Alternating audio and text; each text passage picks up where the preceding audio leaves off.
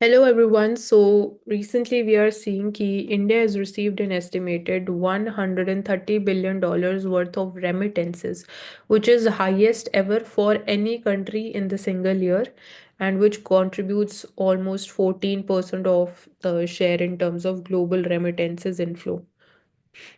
So this contributes 3.3% of our GDP. So remittances, they form a part of the current account under the balance of invisibles या balance of services की जब हम बात करते हैं under the current account. तो current account के दो कंपोनेंट होते हैं, बैलेंस ऑफ ट्रेड जिसमें बैलेंस ऑफ मर्केंडाइज ट्रेड का एक अकाउंट होता है and second component of current account is the balance of invisibles.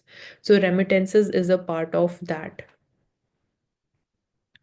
सो वहाँ पे एक इंटरेस्टिंग फिगर हमें देखने को मिल रहा है इन दिस ग्राफ कि जो लो और मिडिल इनकम कंट्रीज हैं there we are seeing a trend कि रेमिटेंसेस इनफ्लो इंक्रीज हो रहे हैं बट उन सेम कंट्रीज में एफडीआई इनफ्लो कम हो रहा है।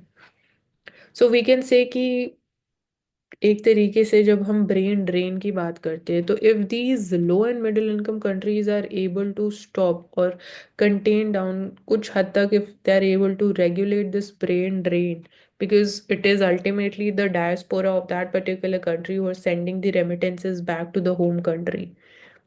So there is a huge potential of they emerging one of the major players in the upcoming times. जैसे हम बोलते हैं कि 22nd century is going to be led by Africa or it is going to be the African century. 21st century में हम बोलते हैं कि whether this is going to be an Asian century or not. So the potential of global growth majorly now lies definitely in the global south.